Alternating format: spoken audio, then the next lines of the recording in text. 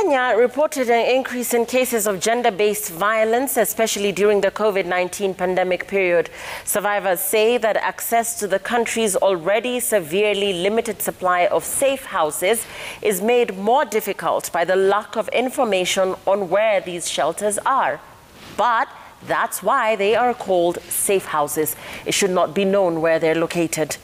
Lack of timely medical treatment and protection services, financial assistance, and proper investigation and prosecution of cases continues to be a major setback in the fight against GBV. Has the Kenyan government's response to gender-based violence during the COVID-19 pandemic been too little, too late? Take a look.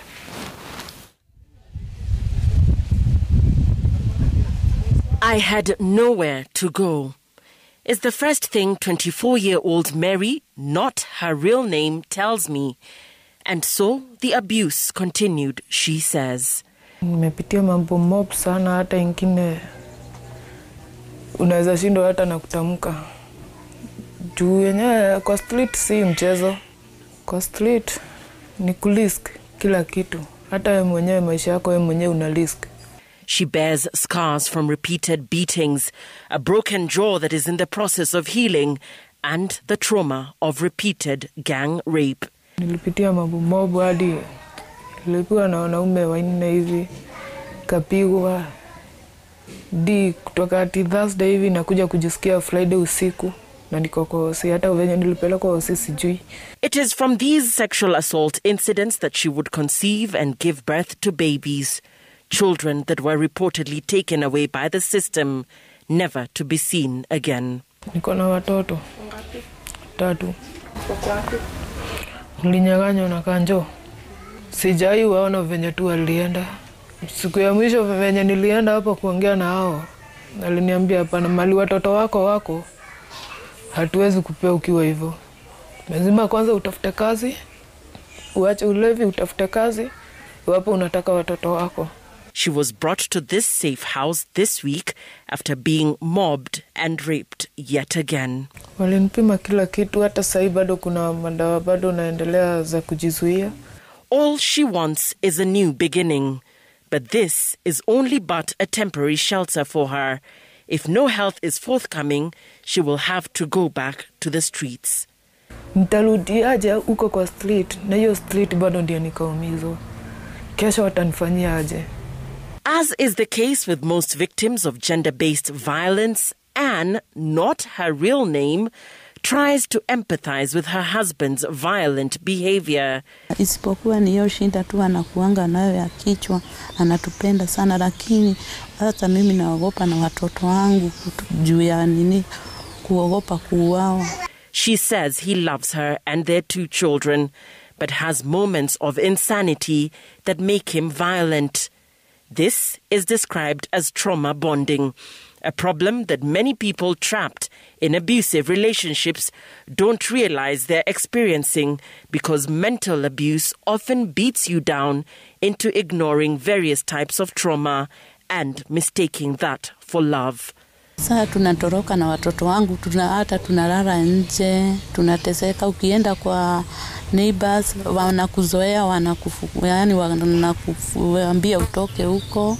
Nikirudi kwa familia yangu, tena unakaa kidogo, wanakukataa. Helpless, she would have to go back with nowhere and no one to turn to. The violence escalated. Kama last time nilitoka huko, nilikuwa karibu nikufe. Juu alikuwa ameninyonga mpaka nika give up. Juu akiwa na hiyo kitu anakuanga na nguvu mingi, alikuwa ameninyonga kabisa, lakini mtoto wangu huyo ako 13 alitokea shule akakuta anaendelea. Sasa akachukua hiyo jug ilikuwa kwa meza akamgonga nayo, sasa akaniachilia. After 15 years of marriage and with 2 children, she found her way here to this safe house. Most victims and survivors of sexual and gender-based violence often blame the police for conducting shoddy investigations, impeding their quest for justice. Ulikuwa na report kwa polisi hiyo mambo ikiendelea? Polisi wanakwambiaje? Sasa kuna time walikuja huko wakaona lakini hawakuongea juu aliambia watu wao waende wampeleke angaliwe ni nini shida na hiyo kichwa. Usikimya is an organization working for survivors on the front lines. Jerry Migwe co-founded it in 2019, and it operates a safe house and a 24-hour helpline. 1,052 survivors have been housed by this shelter since it started operations. These safe houses are supposed to be safe for a reason. They're supposed to also be anonymous for a reason. However, we have helplines that you can call, and if they feel that your case warrants you to be in a safe house, then you will be taken to a safe house. There is a way that you will be directed to a safe house, because not every case warrants you to come to a safe house. You know, because there are people who have homes, they have relatives, they have friends who can house them, and then there are people who do not have anywhere else to go. According to Kenya's Demographic and Health Survey, 40% of Kenyan women have experienced physical or sexual assault. In the first 2 weeks of the COVID-19 pandemic, calls to a national helpline increased by more than 300%. Kenya had documented over 5,000 incidences of gender-based violence within a year. Most of these helplines, ours, even the government one, 1195, they are manned by therapists. So they're able to perform psychological first aid to the person who is calling, the person who is in distress, which is very important because now they are able to tell them that it is okay and we are here and this is what you need to do. Because some distress calls, really, they just want to hear somebody's on the other side and they just need like advice. What do I do? I've been beaten. Where do I go?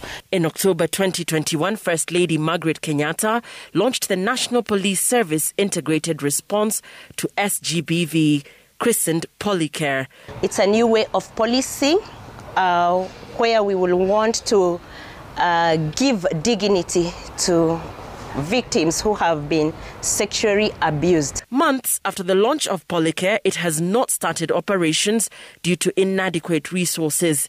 The idea was to have a one-stop center with police officers, forensic investigators, health providers, psychologists, DPP representative, magistrate on call, medical legal staff, gender experts, and correctional personnel all under one roof. It's coming down to the ground, teaching people how to value people, you know, how we can build cohesive family units, how do people communicate? Because there's a breakdown in communication that seems, you know, to be the reason why this keeps on escalating, because cases are getting worse and worse every other day. So I believe the government has a big duty to its citizens to really help us end this plague.